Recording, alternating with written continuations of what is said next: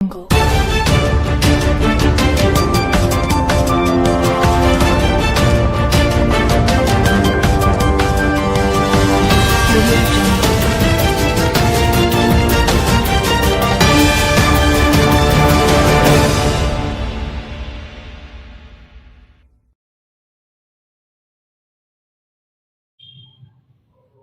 नमस्कार दोस्तों, एक बार फिर से अपने चैनल में आप लोगों को स्वागत करता हूँ, अभिनंदन करता हूँ। जैसा कि आप लोगों को पता है, सामाजिक संस्थाएं आगे बढ़ चढ़ के हिस्सा लेती है सामाजिक कार्यों में। ऐसे ही आज हमारे स्टूडियो में आए हुए हैं दो सामाजिक संस्थाओं के अध्यक्ष। आइए जानते हैं उनसे ही उनका परिचय कि क्या कारण है कि आज उनको यहाँ आना पड़ा और क्या करते हैं ये लोग समाज के लिए। नमस्कार सर। सर आप अपना परिचय। जी, मेरा नाम शुभम सेठ है। मैं पटना फाउंडेशन का सिटी रिप्रेजेंटेटिव हूँ। मेरा नाम मनोज कुमार जैन है। मैं त्रिमूर्ति मानव सेवा समिति का अध्यक्ष हूँ। सर देखा गया है कि आप सेवा के क्षेत्र में बढ़ चढ़ के हिस्सा लेते हैं आप लोग, तो क्या कारण है और किन परेशानियों को देखते हुए आप लोग आगे बढ़ते हैं? देखिए, मेनली जो इस वक्त जो शहर की सबसे बड़ी समस्या है वो है ट्रैफिक जैम और रोड इंफ्रास्ट्रक्चर। रोड इंफ्रास्ट्रक्चर की बात करें तो जितने भी नॉर्मल रोड्स हैं आजकल उनसे इतनी मतलब रोड की कंडीशन इतनी खराब हो गई कि जहाँ पे अगर आपको 5 मिनट में भी आप यहाँ पहुँच सकते थे, वहाँ पे मेनली आपको 15 से 20 मिनट लग जाते हैं, क्योंकि आप अपनी स्पीड को कम से कम रखने की कोशिश करते हैं ताकि आपका व्हीकल सही रहे। और सेकेंडली जो सबसे बड़ी मेन इशू जो रहता है वो ट्रैफिक जैम का रहता है। और इसके अलावा सबसे जो मेन रिक्वायरमेंट है शहर को वो है सिटी की जो सौंदर्यीकरण है उसकी।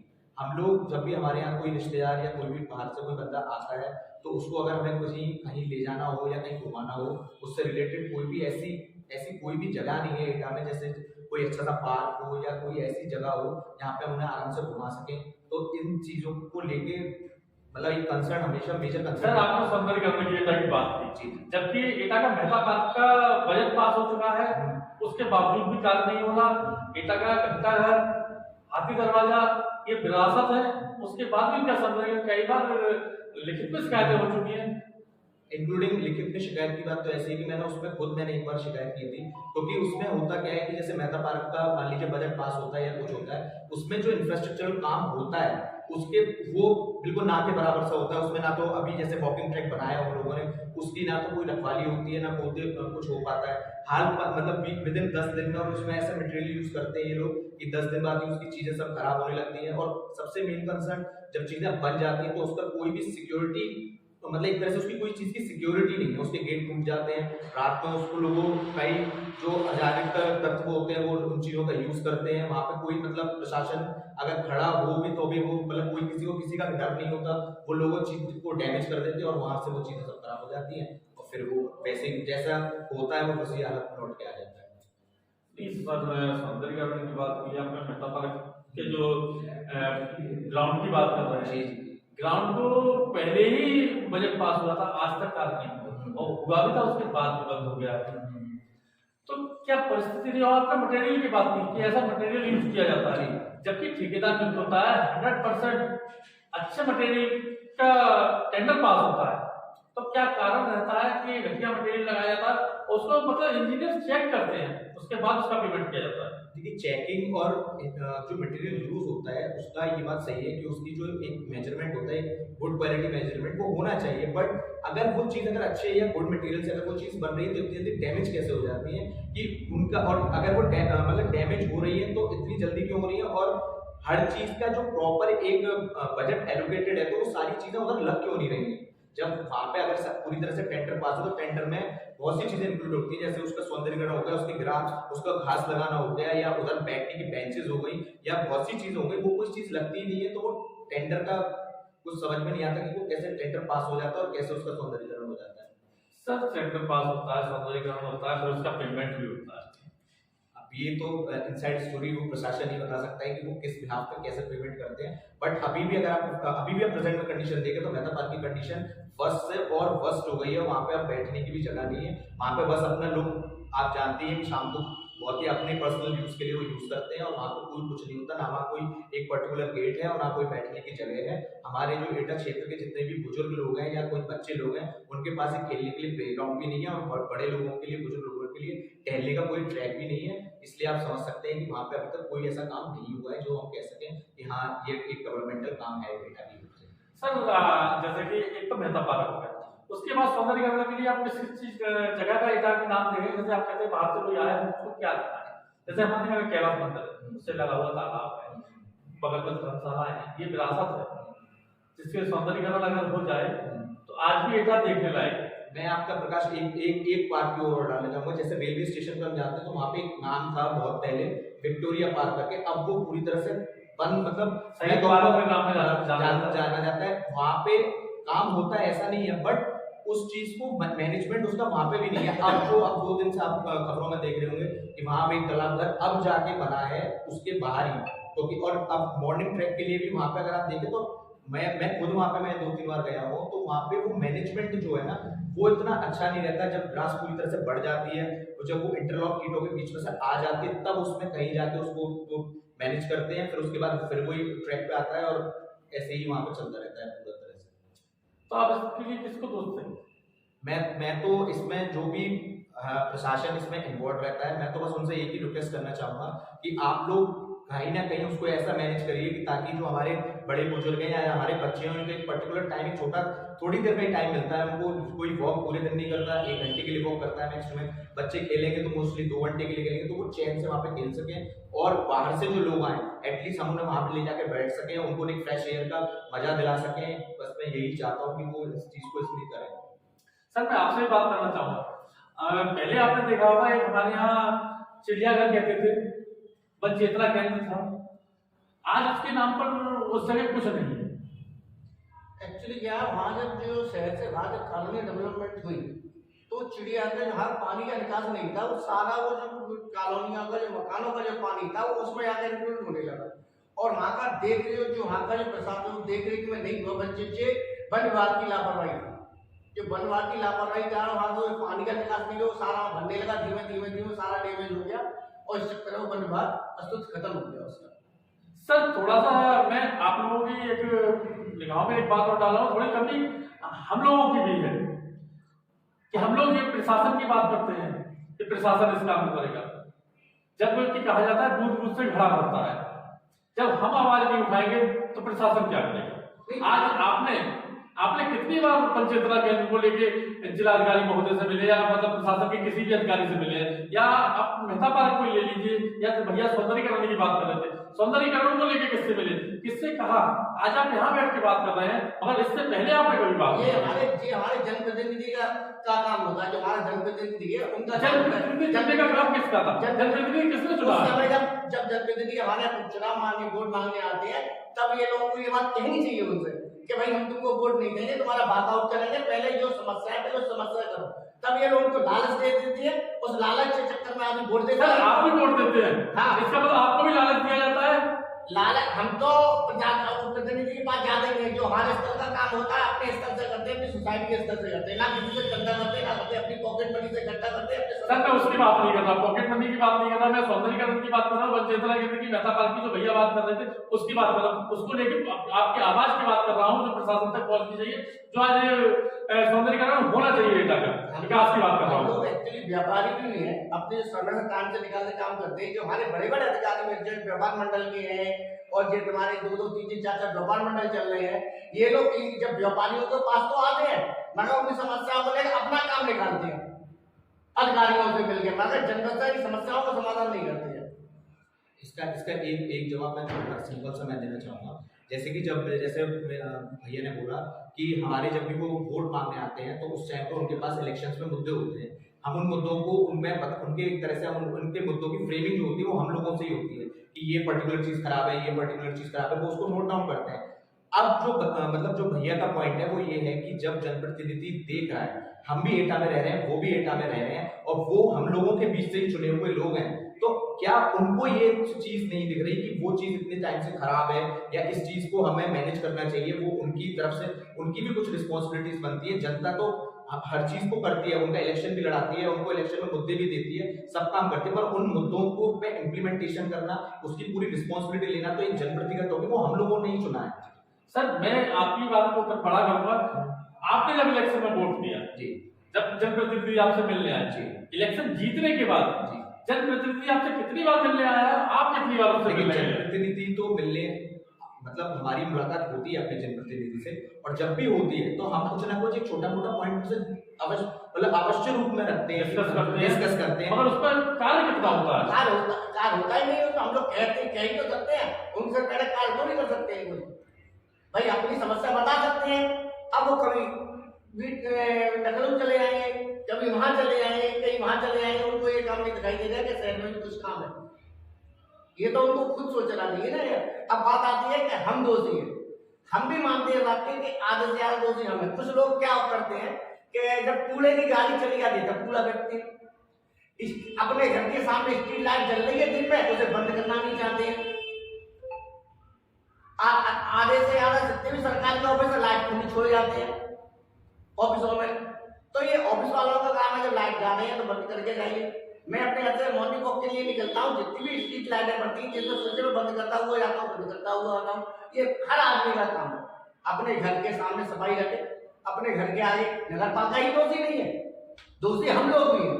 अब पानी की टंकी चल रही है, पानी खुला है। मैं अपनी सोसाइटी की तरफ से मैंने एक स्लोगन बनवाया है, स्टीकर बनवाया है, जल बचाओ और वृक्ष लगाओ। मैं आकर सारे जो भी दुकान में शाम को मोटरसाइकिल आती है उनको चुपका रहा हूँ, संदेश देने की कोशिश कर रहा हूँ कि इसके जरिए आप वृक्ष लगाइए, जल बचाइए। ये भविष्य में हमारे लोगों की बहुत जरूरी जरूरत पड़ेगी। मानो सरकार आपको अगर लाइट आज 24 घंटे दे रही है, 12 घंटे दे रही है, तो वो इसीलिए तो दे रही है जब हम बचा रहे हैं आज। अगर और दूसरी बात क्या है, लोग घर में खुली छोड़ जाते हैं लाइटें। अरे बिल भी तो आप दोगे, अगर आप बचाओगे तो बिल भी आपका कम जाएगा। तो ये सब बातें हम लोगों को सूट करती है, हर आदमी सूट करती है। सफाई कर्मचारी है, जैसे नरवा का सफाई कर्मचारी है, बाहर के मेंबर से एक नाई को रखते हैं, तो उस नाई को ड्यूटी तो देता है कि फोटो खींच के बता देता है मेरी सफाई चल रही है, मैं करा रहा हूँ। उसकी ड्यूटी ये भी तो होती है, वो लाइट नीचे खंभे पड़े हैं उसके जरिए, तो स्विच बंद नहीं कर सकता क्या? उसे स्विच बंद करने में कितना टाइम लगेगा? सर आज जहां तक मेरी जानकारी में वार्ड बड़े बड़े हैं, सफाई कर्मचारी कम है, भर्ती निकल नहीं रही, तो सफाई कर्मचारी कहीं ना कहीं तो कितनी सफाई कर सकता है, कहां तक हो सकती है? अब ये तो उनको अपने आप देख के भर्ती करानी चाहिए, ये तो उनका काम है ना। भर्ती की माना बाढ़ बड़ा है तो जहाँ 3 कर रहे हैं तो एक आदमी तो और नियुक्ति चाहिए, चाहे संवाद रखी हो चाहे परमानेंट कीजिए, ये तो उनका काम है। हम लोगों का काम थोड़ी है, तो उन्हें पता है कहाँ भर्ती का कहाँ जरूरत है, कहाँ जरूरत नहीं है। नहीं सर, थोड़ा तो आप तो कह रहे थे कि हमें अपने घर की सफाई करनी चाहिए, अपने घर के आगे जब कूड़ा चला जाए तो कूड़ा नहीं फेंकना चाहिए, उसको भर के अपने डस्टबिन में रखना चाहिए। गाड़ी तो और अब तो आज तक तो 2 टाइम आ रही है, आप शाम को भी आप शाम को डाल दी, सुबह नहीं बच पा रही है तो अब इसी माने अगर बाजार में सफाई नहीं हो पाती है, दुकान बंद करने के बाद सफाई करना शुरू करिए। और आप कह रहे थे हर मार्केट की यही स्थिति, इसलिए भारत का बाजार जो है वो चल गया, क्योंकि वहां पर आपको साइकिल खड़ी करनी 30 फुट की रोड है, आप किराने बाजार में जाइए 30 फुट का रोड, 25 फुट का रोड है, से निकलने के लिए 2 मोटरसाइकिल निकल पाती है। विशाल खाने में चली जाएगी, उसकी भी यही कंडीशन है, घंटा में चलाएंगे लोग अपनी दुकान के आगे 3-3 4-4 फुट। सर इस तरह में थोड़ा कहूँगा, आप व्यापारी भी हैं, अगर प्रशासन कोई कदम उठाता है तो प्रशासन के आगे तलवार बन के खड़ा होता है व्यापार मंडल। हाँ, तो व्यापार मंडल को ये कहना चाहिए ना, पहले तो उसे नोटिस देना चाहिए कि आप अपने भी हद में रहें। और दूसरी चीज क्या है, आप एक तरफ से चलिए। मैं ये नहीं कहता प्रशासन का विरोध जब होता है जब वो पक्षपात करता है, अगर वो एक तरफ से चलेगा तो कोई पक्षपात नहीं कर रहा है। पहले एक बार आए भरत सिंह वो आए थे एडीएम साहब, उन्होंने सारी बिल्डिंगें तोड़ी थी नाले के आगे, तब उनका विरोध क्यों नहीं हुआ? क्योंकि उन्होंने किसी का पक्ष नहीं लिया, चाहे एडवोकेट की सही, चाहे जिलाध्यक्ष की सही, जिसकी भी नाले के ऊपर थी उन्होंने सब तोड़ी। आपका कहने का मतलब है कि अभी जो हो रहा है पक्षपात हो रहा है। मैं ये नहीं कह रहा पक्षपात, आप प्रशासन कोई भी काम करें बिना पक्षपात नहीं करे, जहां से शुरू करे वहीं से शुरू करे, बीच में ना करे। बीच में करेगा तो विरोध हो। अगर आप किसी की सिफारिश आ गई, आपने उसने फोन कर दिया तो उसका छोड़ दिया, दूसरे का थोड़ा तो विरोध होगा। आप एक तरफ से चलिए, कभी विरोध नहीं हो। सर सामाजिक संस्थाओं की बात करते हैं, जैसे आप सामाजिक संस्थाएं में बढ़ चढ़ के हिस्सा लेते हैं, सामाजिक कार्य करते हैं, साल में आप लोग अलावा भी सर्दियों में लगाते हैं। इस बार आपका क्या है?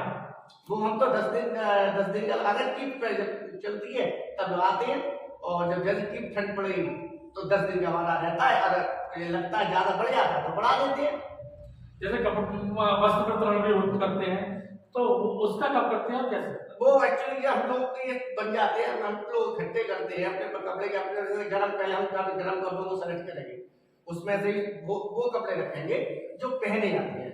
और मैं उन लोगों को भी अनुरोध करूंगा जो कपड़े मंदिर के आगे फेंक जाते हैं वो कृपा कर मंदिर के आगे फेंके ना, क्योंकि आधे से ज्यादा नाले में चला जाता है कपड़ा, जिससे नाला ब्लॉक होता है। और बाद में सफाई करते हैं, क्योंकि वहाँ क्या होता है, छाट के अच्छे कपड़े तो ले जाते हैं लोग, बाकी सब नाले फेंक देते हैं या हमें जला दिया जाता है। तो आप अपने घर पर रखिए, बर्तन वाले को दे दीजिए, किसी को भी दे दीजिए, मगर इस तरह कपड़े फेंक के आप नहीं। तो आप सर शहर से एक निवेदन भी कर सकते हैं कि ऐसी जगह तो होनी चाहिए जहाँ हम कपड़े अपने दे सकें। हाँ, एक नगरपालिका को एक ऐसी जगह बना देनी चाहिए, वहां पर लिखा जाता है, मैंने आगरा में देखा सेंट जॉन्स के आगे एक बड़ा नेकी की दीवार बना के बना गया है, तो वहां सारे कपड़े खुटी बना दी गई है, वो कपड़े वहां टांग देते हैं, जिसको वो चाहिए था वो पहन के चला जाता, वो बाकी उनको नहीं आता बना। ऐसे हाथरस में भी चल जाए, जियो टाइप पे चला रहे वो, उनका भी यही है, वो तो उनका बहुत अच्छा चल रहा है, उन लोग का जो भी कपड़े आते हैं वो अपने वहां पर रखते हैं, और जिसको पहन के रखना पहन के ले जाइए, चले जाइए। तो मैं समाज संस्थाओं से भी यही कहूंगा कि अगर उनके पास ऐसी व्यवस्था है तो वो करें, आगे बढ़े थोड़ा। सर मैं शहर में काफी संस्थाएं हैं और बढ़ चढ़ के हिस्सा लेती हैं, हर कार्य में हिस्सा लेती हैं, मगर ऐसा कोई कार्य क्यों नहीं करते इकट्ठा होकर जिससे किसी का भला हो सके? जैसे अभी आपने कहा कि हाथरस में है, आगरा में, आप लोग भी क्यों कर सकते हैं? क्या लोगों को विचार नहीं मिलते हैं, विचार आजकल लोगों को कम मिल पाते हैं, विचारों का बहुत बड़ा योगदान होता है। अब वो चाहता है कि मैं जो जाऊं उसके पास वो मेरे पास आए, मैं उसके पास क्यों जाऊं मेरे पास आए। जैसे मेरे पास बैग था, आप लोग मुझसे जुड़ी तो एक संस्था मेरे साथ जुड़ी, अब हम दो मिलकर काम करते हैं, ऐसे और लोग जुड़ेंगे तो और अच्छा काम होने लगेगा, होगा और नई चर्चाएं होंगी।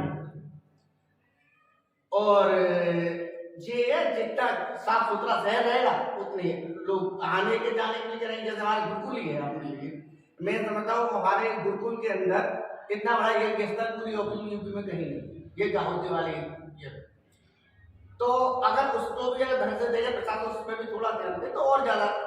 वो हमारा दार्शनिक है, अब हमारा ऐसे कैलाश मंदिर है, उसका सौंदर्यीकरण है, पर उसके पीछे ताला पड़ा हुआ है, उसका सौंदर्यीकरण तो बोटिंग की व्यवस्था कर दी जाए तो वहां भी आदमी अपना एक परिवार के साथ जाकर घूम सकता है। एक इनकम प्रशासन को भी एक नगरपालिका को भी एक इनकम हो सकती है। और इस तरह बहुत सी जगह पड़ी है, बहुत सी खाली जगह पड़ी है, नगरपालिका थोड़ी जाए। आप कह रहे थे जाम की स्थिति, तो मैं जाम के लिए नहीं कहूंगा कि 9-9 साल के 8-8 साल के 10-10 साल के लड़के डिग्री लेके निकले आते हैं, जिन पर ना लाइसेंस है ना ड्राइवर है ना कुछ नहीं है, तो इनको खासतौर से इनकी टिड्डियों को बंद करा जाए। सर इस पर थोड़ा सा मैं आपसे ऑब्जेक्शन बनाऊं, आप टिड्डियों की बात करें, वो अपने परिवार पाल रहे हैं, उनके घर में शायद कोई कमाने वाला ना हो इसलिए वो टिड्डी चला रहे हैं। सर पहले मेरी बात आप सुनिए, आप वो व्यापारी हैं, व्यापार आज दुकानों में देखिए 10-12 साल के बच्चे काम कर रहे हैं, ये तो प्रशासन का काम है ना, प्रशासन देखे उसको, तो इसको भी तो प्रशासन ही देगा। तो प्रशासन देगा ना, किसी का 10 साल का बच्चा काम कर रहा है तो उस दुकानदार पर कार्रवाई कीजिए आप। ये प्रशासन का है, विभाग जो है वो किस लिए, वो इसी के लिए। नहीं सर आपकी बात मैं मानता हूँ, मगर हर काम प्रशासन नहीं कर सकता, हर काम प्रशासन नहीं देख सकता, कुछ हमें भी देखना पड़ता है। व्यापार मंडल 3-4 अभी आपने कहा था कि पेट पाल रहे हैं, हाँ। तो उन बच्चों की भी तो मजदूरी हो सकती है जो बेचारे नई नौकरी नहीं मिली, तो अपनी नौकरी वही बात मैं भी तो कह रहा हूँ, मैं भी तो वही कह रहा हूँ। तब पर वो दुकान में नौकरी करने में और सड़क पर टिड्डी चलाने में बहुत फर्क है भाई। अमित भाई मैं आपको कहूंगा ये बहुत फर्क है, क्योंकि सामने वाले में टक्कर लगेगी तो बखाया होगा, दुकानदार के यहाँ बच्चा बैठा वो नुकसान नहीं करेगा किसी का, वो सामान निकाल कर अपने घर जाया जाएगा। मगर और फिर इन टिड्डियों का रूट तय होना चाहिए, ये कोई भी कहीं घुस जाता है, एक रूट तय हो जाएगा तो भी इतना जाम की समस्या का बहुत बड़ा निर्माण होगा। सर जो आपने जो कहा कि बच्चे वहां बैठे हुए, मैं ये कहना चाह रहा हूँ समाज संस्थाएं काम कर रही हैं, वो बच्चे बेशक अपना परिवार पाल रहे हैं, मगर उनके आप जैसे जो संस्था काम कर रहे हैं उनके पढ़ाने की व्यवस्था कर सकती है। 1 घंटा उनके व्यापारी 1 घंटे के लिए उनको कहीं नहीं देते। मैं वो बात कर रहा हूँ, मैं ये बात नहीं कर रहा हूँ। इसके लिए मेरा एक प्रोजेक्ट चल रहा है और हो सकता है मैं 1 साल के अंदर ऐसा प्रोजेक्ट बनाने वाला हूँ। एक मैंने बड़ा हॉल तैयार करवाया है, उसमें मैं शाम को 2 घंटे बच्चों को, जो गरीब बच्चे जैसे भट्टे के बच्चे हैं या ऐसे बच्चे हैं, उन लोगों को पढ़वाने की व्यवस्था करूंगा। 1-2 साल का मेरा प्रोजेक्ट है, वो अभी तैयारी चल रही है उसकी। तो मैं, और मेरे पास कुछ टीचर भी है जो अब कुछ दिनों बाद रिटायर हो जाएंगे, तो उनसे भी यही है, मेरे पास केमिस्ट्री का टीचर है, लेक्चरर का टीचर है, अभी उन पर टाइम नहीं होता। जब रिटायर हो जाएंगे, मैंने जो संस्था है उसमें मैंने खासतौर से ऐसे लोगों को इसलिए रखा है कि रिटायरमेंट के बाद वो इन लोगों को कम। जैसा कि देखा आप लोगों ने, हमारे साथ तो समाज से भी जुड़े हुए थे, आप बने रहिए हमारे साथ, हमारे से